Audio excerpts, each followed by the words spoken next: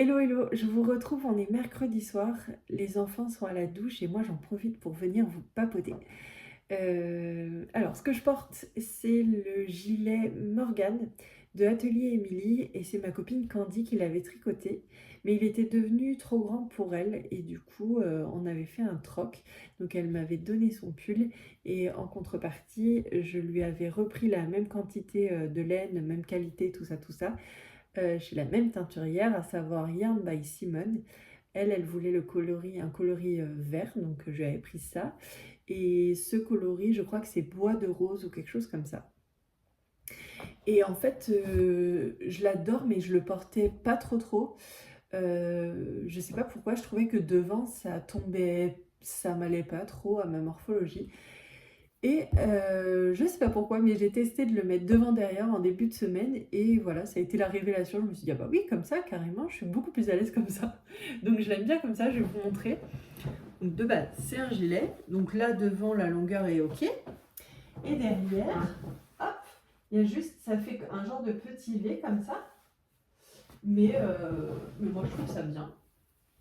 Donc voilà. Du coup, c'est ça. Donc je le porte beaucoup plus maintenant. Et je suis trop contente parce que je le trouve très joli et très chaud. Donc voilà. Qu'est-ce que j'ai réussi à faire aujourd'hui? Je me suis levée tôt ce matin pour tricoter un peu et j'ai fait 1000 choses en même temps. C'est-à-dire que je me lève très tôt, là je fais la to-do list et je commence à faire des trucs. Donc comme par exemple payer la cantine à 6 heures du mat. Oui, je fais ce genre de choses. Mais j'ai tricoté aussi et j'ai avancé mes petites chaussettes. Ça prend du temps quand même ces chaussettes-là parce que, bon déjà je me disperse parce que toutes les 2 minutes je pense à un truc et je le note et je m'interromps et ah oui il faut que je fasse tiens, il faut que je recherche tel truc, blablabla. Donc bon déjà ça va pas très vite. Parce qu'en fait le tricot ça m'organise la tête et du coup j'ai plein de pensées qui viennent, plein de ah ouais faudrait faire ci, faudrait faire ça, mais oui il y avait ça à faire. Et donc là souvent j'ai un papier, un crayon à côté pour vider ma tête parce que c'est terrible quand je tricote, il y a tout qui vient. Toujours est-il que j'ai continué et que ça va pas très vite, oui, avec les deux fils aussi, comme c'est un peu plus rigide dans les mains, je trouve que c'est un peu plus lent, mais ça me dérange pas du tout, hein. L'idée c'est que ce soit prêt pour Noël et ça le sera, donc voilà. Mais je pense quand même que cette semaine, il y a moyen que ça se termine. Je suis toujours aussi contente du rendu, je trouve que c'est vraiment sympa. Donc j'espère que ça plaira à ma belle-sœur, mais j'ai envoyé une petite photo à mon frère et il m'a fait. Donc, il y a moyen que ça lui plaise. Ensuite, pendant la sieste, bah en fait, on s'est fait des parties de dés avec les gars. On joue aux 5000 en ce moment, je ne sais pas si vous connaissez. C'est le but du jeu, en gros, c'est d'arriver à un 5000. Quand on fait des 1, ça compte pour 100. Quand on fait des 5, ça compte pour 50. Et quand on fait 3 fois le même dé, ça compte, par exemple, 3 fois le dé 2. Et bah, du coup, ça fait 200 points. Et donc, il faut monter comme ça et arriver jusqu'à 5000 tout rond. Et en fait, ça fait 5 fois qu'on joue en 2 jours et ça fait 5 fois que je me prends des déculottés. Et ça commence sérieusement à m'énerver cette affaire. Donc voilà. Et donc après, une fois que j'avais perdu une énième partie, je me suis décidée à découper le patron des moufles. Et alors là, au secours, non mais vous allez rire, hein. C'est pas possible, je me fatigue, vraiment je me fatigue. Donc l'histoire c'est que c'est pas des moufles déjà, c'est des manchons de vélo. Je vais coudre des manchons de vélo pour ma meilleure amie pour Noël.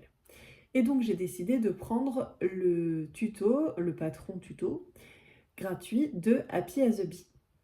Et donc elle en a deux des tutos. Elle a un tuto qui date de 2018 je crois. Et c'était des manchons pour les vélos un peu hollandais, là où le guidon revient vraiment comme ça, où on le tient comme ça. Donc c'était en gros 2 cônes et tenus par des petits nœuds. Et on hop comme ça. Et moi dans ma tête c'était un guidon comme ça qu'avait ma meilleure amie sur son vélo. En fait non. Donc, j'étais partie sur ce patron. Je vous avais dit, oui, j'ai pris le petit tissu comment, terracotta un petit peu là pour les nœuds et tout. Et en fait, pour ce patron, si je me trompe pas, parce qu'il faudrait vraiment que je relise, mais c'était marqué le métrage pour le tissu déperlant, par exemple, 150 par 140. Et pareil pour le tissu doudou là. Et ça me semblait énorme. Je me suis dit, mais quand même 150, mais je me fais une blouse avec des volants là-dedans s'il faut. Mais bon, je me suis dit, écoute, c'est un tuto qui a été fait, refait, vu et revu. Bon bah go, 150. Non mais les vendeuses, elles ont dû se dire, elles planent. Quand je lui ai pris 1,50 m et que je lui ai dit, c'est pour faire des manchons de vélo? Mais quelle est la taille de votre guidon, madame? Oh là là, bon bref.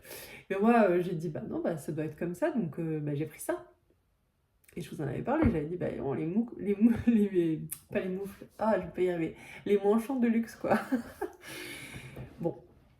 Et d'ailleurs, je vais vous mettre une petite vidéo, là, de quand j'ai découpé le tissu, et vous allez voir tout ce qu'il me reste comme métrage, c'est indécent. Ridicule. Bon, bref, j'ai bien ri quand même à la découpe. Tout ça pour dire que après discussion avec ma meilleure amie, en fait, c'est pas totalement un guidon qu'elle a, enfin son guidon n'est pas totalement comme ça, et que donc il faudrait que je parte sur la deuxième version du patron, donc qui elle date de là, genre 2025, qui est plus adaptée pour les guidons droits comme ça ou de vélo électrique légèrement incurvés quoi. C'était le patron que je trouvais le plus joli, mais bah, je partais pas là-dessus au début. Bon, sur ce patron-là, ils parlent pas de métrage, rien du tout. Ils disent juste prenez des chutes. Mais je n'ai pas de chute. Donc voilà. Donc, j'ai découpé ça. Donc là, j'ai toutes mes petites pièces. Le doudou, là, il en colle de partout. J'avais l'impression d'avoir tué un animal dans mon salon.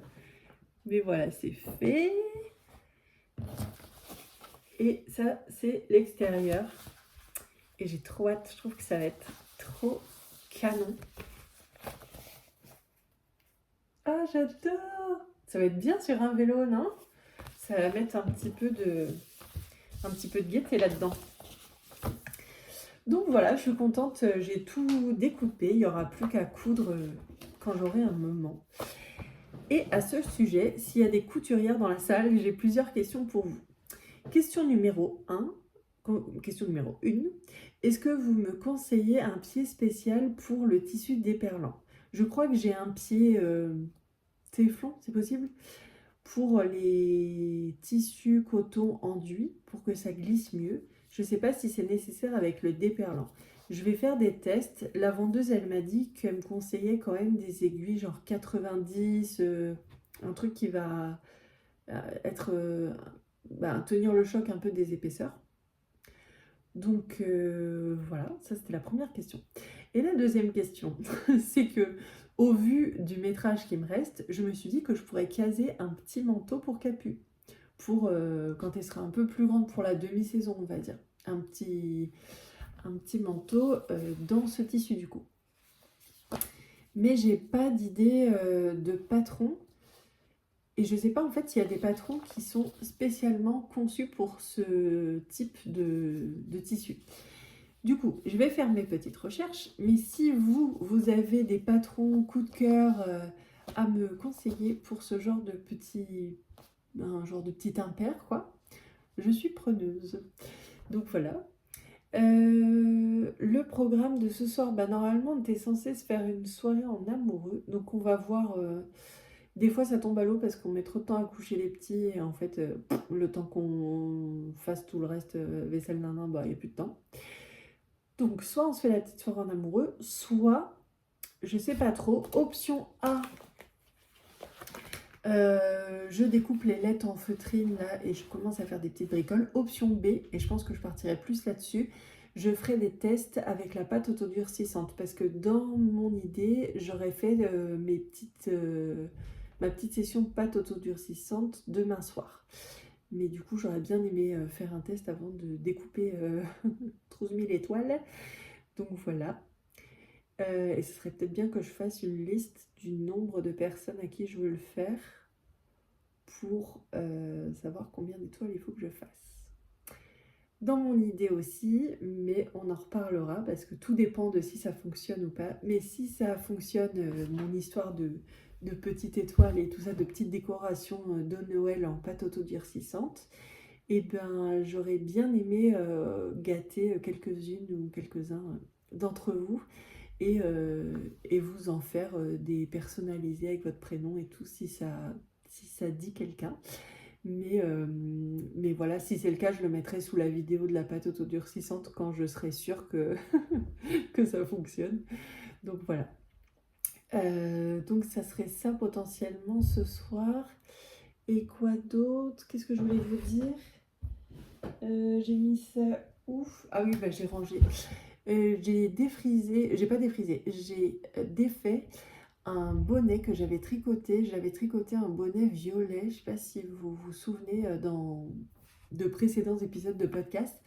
C'était un bonnet que j'avais tricoté en double avec du mohair lavande de Loli la Fée et un écheveau des petits points parisiens qui est violet mais un peu grisé on va dire avec des speckles jaune fluo, vert fluo, un peu de rose aussi, je crois, tout ça. En fait, ça me va pas du tout au teint.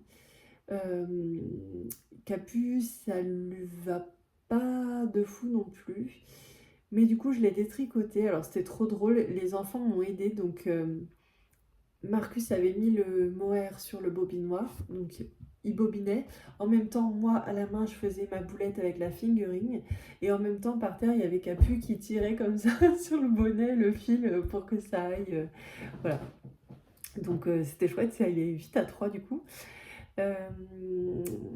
Et donc, je me suis dit que je ferais bien une vidéo tuto pour comment défriser la laine parce qu'en fait, donc il y a Atelier by Hello qui m'a envoyé une vidéo, mais c'est sur Instagram du fameux tuto de comment on fait pour défriser la laine avec une casserole.